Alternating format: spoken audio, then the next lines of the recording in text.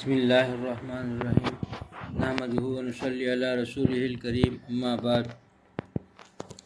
دوستو عزیزو، جس کو اللہ تعالیٰ سے تعلق ہو جاتا ہے، تعلق مع اللہ جس کو نصیب ہو جائے، یہ دولت جس کے حصے میں آ گئی، اس کے زندگی ایسی ہوتی ہے کہ کسی کو پہچانا نہیں جا سکتا۔ دوربین سے بھی دیکھیں، ایکس رے سے بھی اٹھا لیں، ماہر سے ماہر طبیب بھی دیکھیں، پہچان نہیں سکتا کہ اس کی کیا کیفیت ہے، تو صرف محسوس کرے گا۔ یہ ایک ایسی چیز ہے، اللہ تعالیٰ نے ایک ایسی چیز دیتا ہے، کسی سے اگر واقعی معلوم ہو جاتی، اگر یہ چیز کیا دولت ہے، یہ کیا نعمت ہے، کیسی چیز ہے، یہ معلوم ہو جاتی تو دنیا میں کوئی بھی کافر نہیں ہوتا، سارے کے سارے اللہ کے ہو جاتے۔ اللہ نے اس کو بہت مخفی رکھا کہ جو اللہ کا بنے گا اسی کو ملے گا۔ بن کر تو دیکھ، پہلے تو شرط یہ کہ تو بن، پہلے بن کہ تو خدا کا تو بن، تو بنے گا تو پتہ چلے گا۔ بننے سے پہلے تو اگر دیکھنے کے بعد جو آئے گا، اگر وہ معلوم ہو جاتا، عیاں ہو جاتا، ہر آدمی پہچان لیتا کہ بھائی کیا ہے، تو پھر جو ہے دنیا میں کوئی بھی کافر نہیں ہوتا۔ جس جہاں کہ اس کا تعلق ایسی چیز ہے، ایسی چیز دولت اس کو ملی ہوئی ہے، وہ تعلق کا اگر کوئی دوسرا دیکھ سکتا تھا تو پھر دنیا کے اندر سبھی کے لوگ اللہ کے بن جاتے۔ یہ اللہ نے اس کو اخفاء میں رکھا کہ اللہ تعالیٰ دیکھنا چاہتے ہیں کہ کون ہے جو میرے یاد میں آتا ہے، میرے تعلق میں رکھنا چاہتا ہے، کون ہے جو میری یاد و محبت میں تڑپ رہا ہے، اسی کو ملے گی جس کو اللہ کی یاد و محبت میں تڑپے گا۔ سب کچھ جو چھوڑے گا اسی کو ملے گی۔ یہ دولت ہی ایک ایسی دولت ہے کہ ہر ایک آدمی کو نہیں ملے گی، جو اللہ کے راہ میں سب کچھ اللہ کے لیے چھوڑ دے۔ اللہ تعالیٰ دیکھتے بھی ہے، آزماتے بھی ہیں کہ کتنا وفادار ہے۔ اللہ تعالیٰ کی ذات محبت، اور جتنی محبت کر کے ٹوٹ کے محبت کرتے ہیں، اس سے زیادہ محبت کرنے والی کوئی چیز ہے ہی نہیں۔ اور پھر آزماتے بھی ہیں اللہ تعالیٰ کی محبت دینے سے پہلے واقعی کہ آدمی اپنی بات پر کتنا سچا ہے۔ آج ہمارا حال ہے کہ تھوڑی سی بھی نیچے اوپر کمی پیشی ہو گئی تو اپنی زندگی کے اندر اتنے واویلے، ایسی چیزیں، سب کچھ بھول جاتا ہے انسان، منعیم ہی کو بھول جاتا ہے۔ آگے کیا یاد رکھے گا؟ منعیم نعمت کیا یاد رکھے گا؟ منعیم ہی کو بھول جاتا ہے، پھر آگے نعمتیں کیسے یاد ہوں گی؟ دوستو عزیزو، اللہ تعالیٰ کی محبت چاہتے ہیں تو اللہ تعالیٰ کی محبت ہر آدمی کو مقصود تو ہے، لیکن پیاری حضرت نبی کریم صلی اللہ علیہ وسلم نے پیاری دعا سکھا دی کہ اللہ تعالیٰ کی محبت چاہتے ہو تو اللہ کے پیاروں کی بھی محبت جاؤ، تو اللہ کے اسی سے نیک اعمال کا وجود ہوگا۔ پہلا جو ہے کہ تم اصل مقصد تو کیا ہے کہ اللہ تعالیٰ کی یاد محبت ہے، تو اس کے لیے اعمال ضروری ہے، جیسے کرے گا تبھی تو اللہ کی محبت ملے گی۔ اس اعمال کا وجود کے لیے تو پھر اللہ والوں کی محبت ضروری ہے۔ تو یہ اللہ والوں کی محبت کے لیے ٹھیک ہے، دیکھیے اللہ تعالیٰ کی محبت مقصود ہے نا، تو پھر اللہ تعالیٰ کی محبت ملنا ہے تو پھر انسان سب کچھ اللہ کے لیے چھوڑ دے، اللہ پر توکل کرے، اللہ تعالیٰ کا بنے تبھی ملے گا۔ اور اللہ تعالیٰ کی محبت کے لیے کیسے؟ اللہ کے پیارے بندوں کی محبت ہے۔ اللہ کے پیارے بندوں کی محبت کے سلسلے میں ملا علی قاری رحمۃ اللہ سے بڑی پیاری نصیحت کرتے ہیں کہ دیکھو ان کی محبت کے اندر ایک چیز ضروری ہے کہ جو خالص اللہ کے لیے محبت کرتا ہے کسی سے، اللہ والوں سے، اس کے اندر کوئی دوسرا غرض نہ ہو۔ یہی اصل ہے، کیونکہ بہت پیاری الفاظ میں کہتے ہیں غرض، عوض، عرض نہ ہو۔ تو 3 الفاظ میں فرماتے ہیں کہ جب تم کسی سے اللہ والوں سے تعلق رکھو، غرض، عرض، عوض نہ ہو۔ اس کو یاد رکھو کہ جب کسی غرض یا عوض یا عرض کے لیے کسی سے تعلق رکھو گے تو پھر خدا کو کیسے، اس کی محبت کیسے ملے گی؟ اللہ والے سے محبت صرف اللہ کے لیے رکھو گے تو پھر اللہ ملے گا۔ اللہ والے سے محبت کسی غرض سے، کسی عرض سے، کسی عرض کے لیے، کسی عوض کے لیے رکھو گے تو کچھ نہیں ملے گا۔ جو ملنا وہیں مل گیا، ختم، کچھ نہیں ملے گا۔ اور پھر آگے فرمایا ہے کہ اس محبت کے لیے ایک ضروری ہے کہ محبت کے اندر خالص محبت ہو، محبت کے اندر کوئی دنیا غرض نہ ہو، دنیا اس کے اندر نہ ہو۔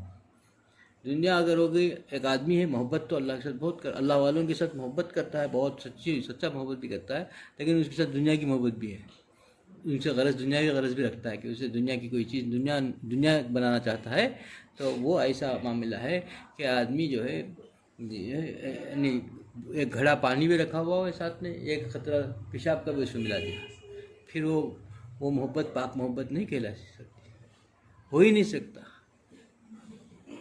کہیں سوچ کے دیکھو کہ یہ آدمی تھوڑی سی بھی اگر دنیا کی غرض کسی سے رکھا ہے تو پھر وہ محبت خالص اللہ کے لیے نہیں ہو سکتی۔ جس طریقے سے ایک گھڑے پانی میں ایک خطرہ پیشاب کا خطرہ مل گیا تو پھر وہ پاک نہیں کہلایا جا سکتا، اسی طریقے سے یہ محبت بھی پاک اللہ کے لیے نہیں کہلائی جا سکتی۔ اللہ کے لیے محبت وہی ہے جو خالص اللہ کے لیے ہو، اس میں نہ عرض ہو، نہ غرض ہو، نہ کوئی عوض ہو، اس کے اندر نہ کوئی دنیاوی جو ہے اپنا تقاضا جو رکھا ہوا ہو، انسان صرف محبت اسی کو محبت رکھا ہو، اس کے ساتھ کوئی دوسرا محبت بھی نہ جوڑے، وہ محبت بھی ہے ساتھ میں ایک اور محبت بھی ہے، تب بھی کامل نہیں ہو سکتا۔ کامل تو تبھی ہوگا کہ مکمل اسی کی محبت ہو، اسی پر مر مٹے، یعنی اللہ کے لیے مر مٹے، اس سے اتنی محبت کر رہا ہے کہ خالص اس کے لیے محبت کر رہا ہے کہ اس کے ذریعے سے یہ ذریعہ ہے میرے لیے، اسی سے میں اللہ تعالیٰ کو پا سکوں گا۔ یہ خیال کر کے کسی اللہ کے محبوب بندے سے بھی پیار کرتا ہے نا، تو پھر اللہ تعالیٰ اس کے دل میں ایک ایسا تعلق، اس کا تعلق معلّہ اس کا ایسا ہو جاتا ہے، اس کے دل کے اندر ایسا سکون مل جاتا ہے، سکینت مل جاتی ہے، اس کی کیا پوچھنا، اس کو پہچان نہیں سکتا انسان۔ آج ہم سب کچھ ہے کہ بڑوں کی نصیحت چھوڑ دی، دنیا ہی میں کھو گئے، دنیا ہی کو اپنا سمجھ گیا۔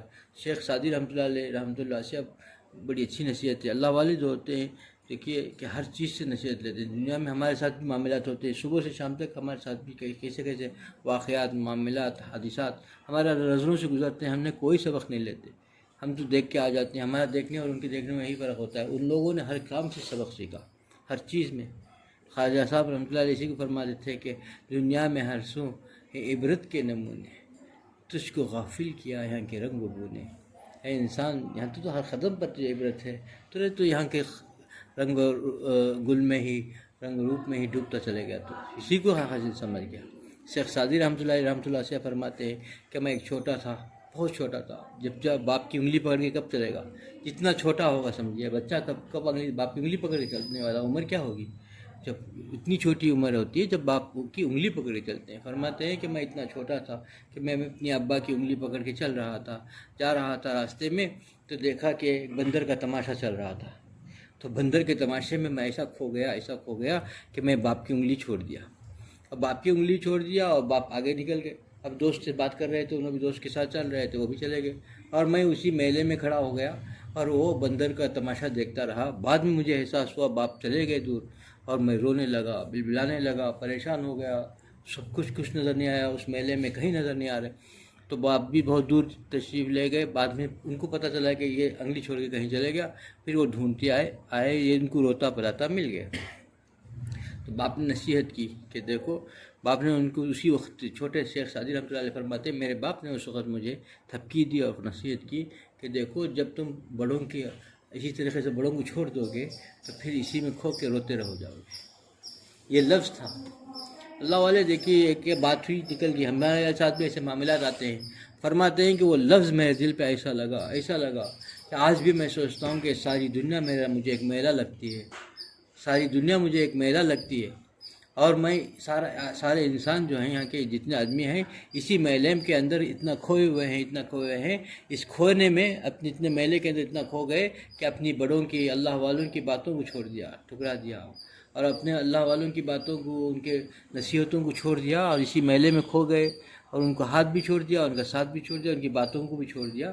پھر جب ہوش آتا ہے تب روزہ پلاتا ہے کہ ہائے میری زندگی برباد ہو گئی، اب اتنی میری زندگی رائگاں ہو گئی، آج اس طریقے سے میں روتا رہ گیا۔ ایسا اب میں سوچا کہ ہر آدمی اس طریقے سے روتا رہ جاتا ہے۔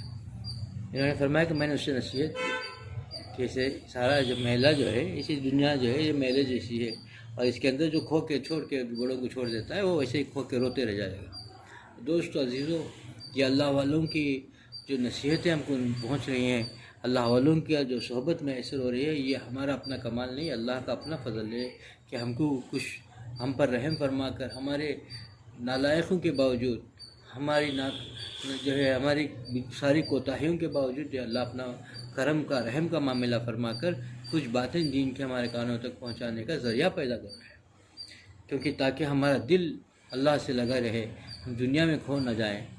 لیکن ہماری نالائقی یہ ہے کہ اس کی قدر نہیں کر رہے۔ ان باتوں کو ہم تک پہنچانے والی ذات خدا کی ہے۔ ہم کو کہیں بھیجا ہے، کسی کے در پہ بھیجا ہے تو وہ خدا نے بھیجا ہے، اور کوئی بات ہم کو پہنچی ہے تو خدا نے پہنچا رہا ہے۔ جو بات کسی سے کہلوانا چاہتا تھا تو ہمارے لیے وہ باتیں اللہ کہلوا رہا ہے، تو ہمارے اندر ان باتوں میں کیا کمی ہے اس کو دور کرنے کی فکر کریں۔ جب کامیاب ہوں گے اللہ کو پائیں گے۔ یہ سب کچھ ہمارا کمال ہے، سمجھے کہ میں چاہوں تو جاؤں گا، چاہوں تو میں وہاں جا کر کے مجلس کو رونق بخشوں گا۔ یہ جو ہمارا ذہن ہے کہ میرے جانے سے مجلس کو رونق بخشی جاتی ہے، تو یہ اس کی بہت خام خیالی ہے۔ وہاں جانے سے اس کی زندگی بدل رہی ہے، اللہ تعالیٰ کا قرب ملے گا، یہ سوچ کے آنا چاہیے۔ میں یہ سوچے گا کہ میری ہستی ایسی ہے کہ میں وہاں جاؤں گا تو وہاں کی اس کی رونق بڑھے گی، تو یہ بجائے فائدے کے نقصان دہ ہے اس کے لیے، کیونکہ اس کی رونق جس نے یہ سجائی ہے، جس نے یہ بٹھائی ہے مجلس، وہ ذات ہی کہلوا بھی رہا ہے، ہم کو یہ بات پہنچا بھی رہا ہے۔ ہم کو بس پہنچنا ہے اللہ کے پاس، اللہ کو پانا ہے تو اللہ والوں کے در پہ جاتے ہوئے حضرت والا ہی فرماتے ہیں خالی ہو کے جاؤ تو بھرتی ہو کے آؤ گے۔ کسی اللہ والے کے پاس جاتے ہو خالی ہو کے جانا چاہیے، تبھی بھرتی ہو کے آئیں گے۔ یہ چیز ہی ایسا ہے کہ یہاں کا پیمانہ لبریز کب ہوگا؟ جب آدمی خالی لے جائے گا پیالہ، پہلے لبریز ہو کے جائے گا، بھرا ہوا جائے گا، کینہ کپٹ بغض اپنے آپ کو بڑا سمجھ کر کبر کے ساتھ جا کے پہنچے گا تو کیا ملے گا وہاں پر؟ یہی تو پہلے پیالہ بھرا ہوا لے آیا ہے، پہلے پیالے کو خالی کر کے جاؤ۔ خالی کرنے کا طریقہ بھی ہے کہ جاتے ہوئے پہلے اپنے آپ یہ مٹایا جائے، میں سمجھو میں کسی قابل نہیں ہوں، کسی قابل نہیں۔ اتنی پیاری بات ہے، اللہ تعالیٰ ایک چیز بھی ایسی پیاری ہے دیکھیے کہ کسی قابل نہیں ہے۔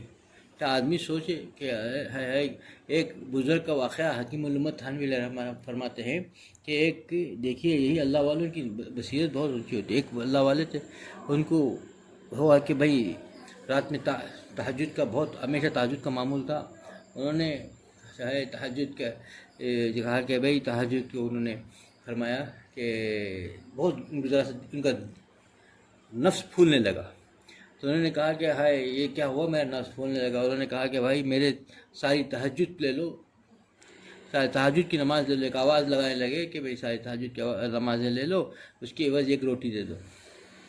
آواز لگانے لگے، ایک بزرگ وہاں سے اللہ والے تھے، بہت ہی اللہ کا ان کا تعلق میں اللہ گہرا تھا، تو انہوں وہاں سے پہنچے، انہوں نے پہچان لیا کہ معاملہ کیا ہے، کیا گڑبڑ ہو رہی ہے، کیا ہو رہی ہے۔ انہوں نے اس بزرگ کو بھی پہچان لیا اور ان کا کیوں کہہ رہے ہیں جملہ، انہوں نے ان سے جا کے کہا کہ ہے تم کیا سمجھ رہے ہو کہ تمہاری تہجد اتنی بڑی ہے کہ ایک روٹی مل جائے گی، باسی روٹی کی دے دو۔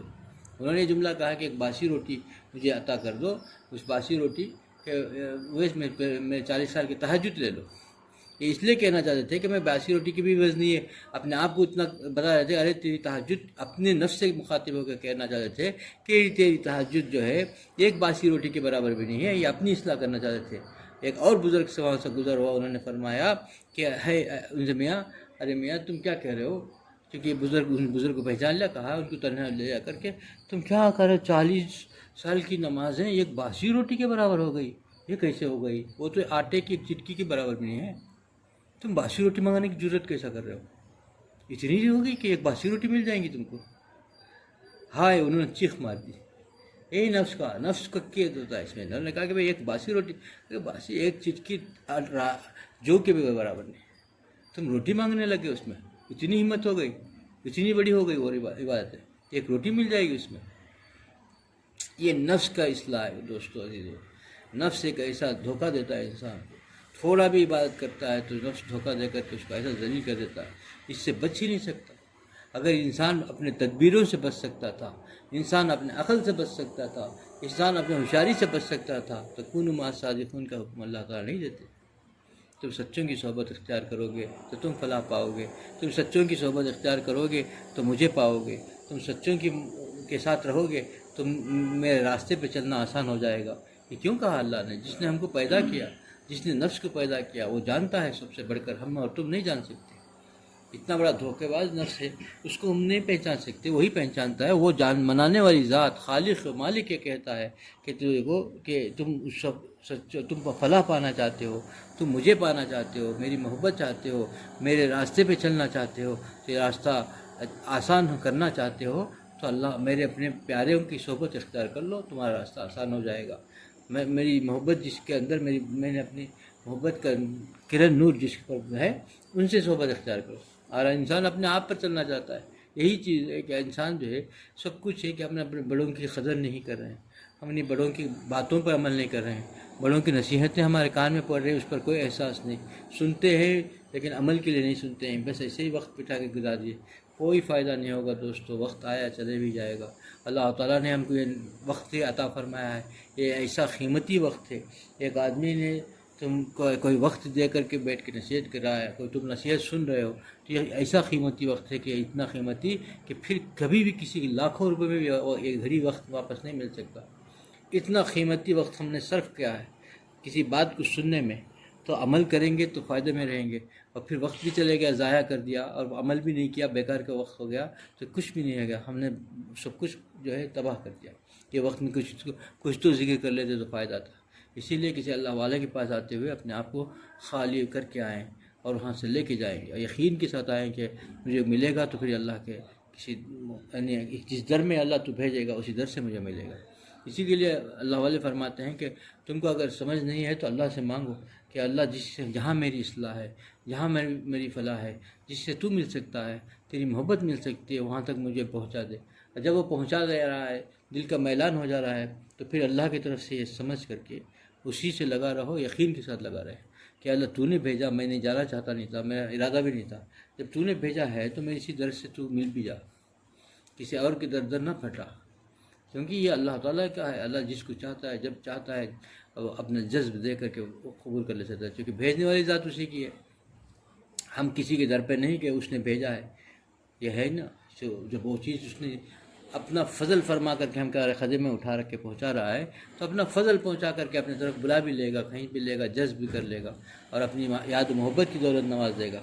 دوستو عزیزو، بس ہمارا سوچ، ہماری جو ہے فکر، ہماری سوچ، ہماری دعائیں، ہماری تڑپ اور طلب پر منحصر ہے ساری چیزیں، ورنہ پھر ضائع ہی ضائع ہے، وقت ضائع ہے۔ جیسا ہماری وقت اب تک ضائع کرتے رہے، اب بھی ضائع کرتے رہیں گے، تو حسرت کے سوا کیا ملے گا؟ اتنی تیزی کے ساتھ حالات آ رہے ہیں، اتنی تیزی کے ساتھ آ رہا ہے، کچھ مہینے پہلے کی بات، کچھ سالوں پہلے کی بات اب نہیں رہی، اتنی تیزی سے تنزلی جا رہی ہے، اتنی تیزی کے ساتھ دنیا بدل رہی ہے، اور ہم نہیں بدل نہیں ہیں تو ہم ہی نہیں بدل رہے ہیں۔ ہمارا حال 10 سال پہلے جیسا تھا ویسا ہی ہے، دنیا بدل رہی ہے، ہم دیکھ رہے ہیں، ہمارے آنکھوں کے سامنے ہے، لیکن ہمارے حال بدل نہیں رہا ہے، تو پھر ہم بڑے خسارے میں ہیں۔ دوستو عزیزو، آج کا حاصل یہی ہے کہ اللہ والوں کی صحبت کو لازم سمجھیں۔ اسی کے لیے حضرت حکیم الامت نے فرمایا کہ اس تو جو ہے فرض عین سمجھو، اس کو اتنا اہم ہے کہ اس اللہ والوں کی صحبت کو، اور وہاں جاتے ہوئے اپنے آپ کو لے کچھ حاصل کرنے کی اور اللہ کی محبت کو پانے کی فکر سے جاؤ، اللہ سے مانگتے بھی جائے۔ پہلے حکیم الامت تھانوی علیہ الرحمہ کے پاس جتنے لوگ جاتے تھے، پہلے یہی دعا کر کے جاتے تھے، اللہ تو مل جائے اور تیرا قرب مل جائے، اور ہمارے سارے کمیوں کو، کوتاہیوں کو، گناہوں پر ستاری کا فاملہ فرما دیجیے۔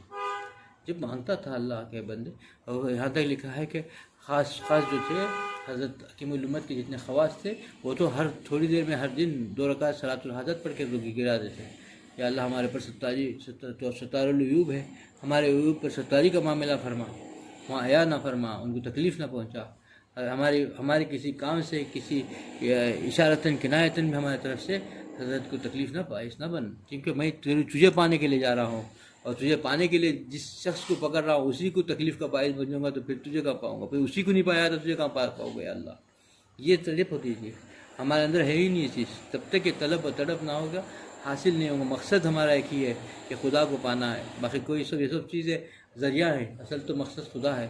خدا کو پانا ہے تو اپنے ارادوں کو پکا کرے۔